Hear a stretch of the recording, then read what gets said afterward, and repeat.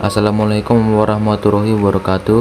Di sini kami dari kelompok 4 ingin mempresentasikan hasil dari percobaan kami, yaitu mengenai penggunaan karbon aktif sekam padi dan arang kayu sebagai media absorben dalam menaikkan kualitas pH air asam tambang.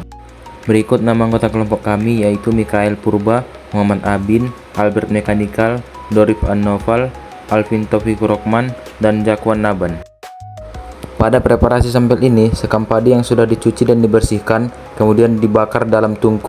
Namun pada sampel kali ini kami membelinya di toko Toserba untuk mempercepat proses percobaan.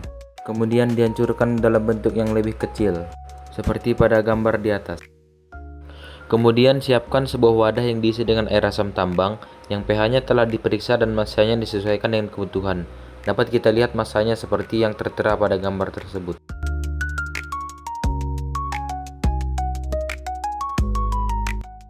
Dalam penelitian ini, kami menggunakan 15 gram arang kayu dan 25 gram sekam padi. Kemudian aduk campuran hingga kedua jenis arang tercampur secara merata dengan air. Absorben yang terbuat dari arang sekam padi dan arang kayu digunakan untuk memahami perubahan pada kualitas air.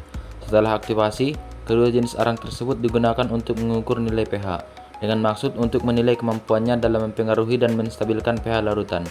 Penelitian ini dilakukan guna mengetahui sejauh mana arang sekam padi dan arang kayu dapat berfungsi secara bahan absorben alami dalam pengelolaan kualitas air atau tanah melalui pengaturan pH.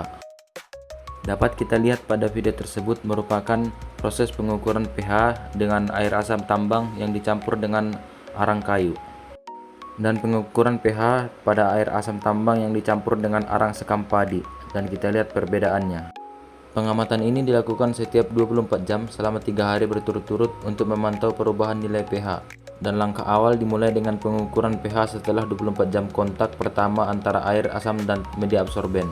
Tujuannya untuk melihat dampak awal dari proses adsorpsi terhadap peningkatan pH air tersebut.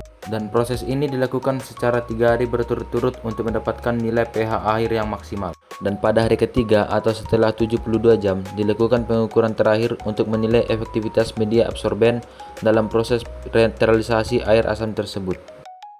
Dan proses airnya dapat dilihat bahwa penggunaan 15 gram arang kayu berhasil menaikkan pH air asam dari 2,7 menjadi 6,9, menunjukkan bahwa arang kayu cukup efektif dalam menetralkan keasaman air.